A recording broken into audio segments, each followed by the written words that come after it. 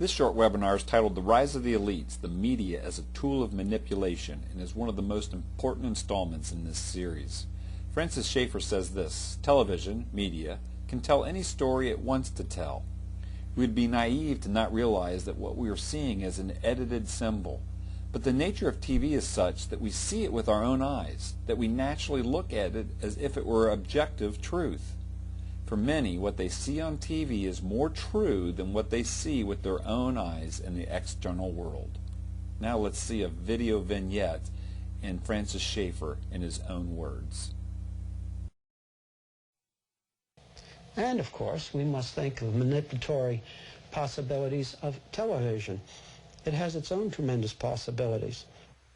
Violence broke out again last night as some young people were prevented from meeting peaceably in the downtown area by noticeably nervous, if not to say trigger-happy police.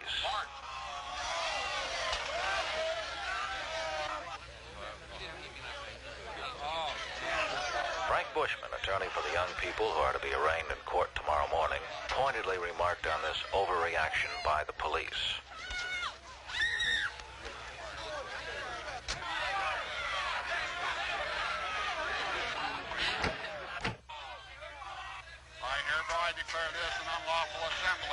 Late last night, disorder broke out among a small, unruly mob as our guardians of the peace quietly and efficiently, in spite of extreme provocation, restored order.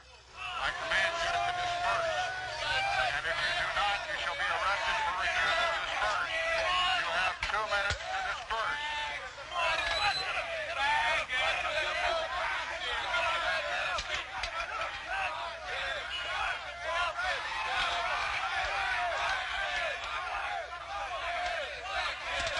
It is important that our courts make an example of these hoodlums and hand out the kind of sentences they so richly deserve. We staged this scene. We filmed it to show that television can tell any story that it wants to tell. In both versions, the action was the same, and the actors did exactly the same things. However, the camera was placed differently. The editor edited differently, and the announcer told a different story. We would be naive not to realize that what we're seeing is an edited symbol. But the nature of TV is such, we see it with our own eyes, that we naturally look at it as though it were objective truth. For many, what they see on television is more true than what they see with their eyes in the external world. All right, Fred. Let me stress, it is always unfair to say the media does this or the press does that. There are always individuals or individual publications, for example, that are not included in the generalization. But the mass media can be used by an authoritarian manipulating government or an elite.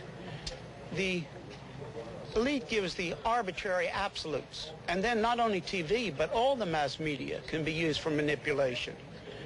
And a plot or conspiracy are not needed.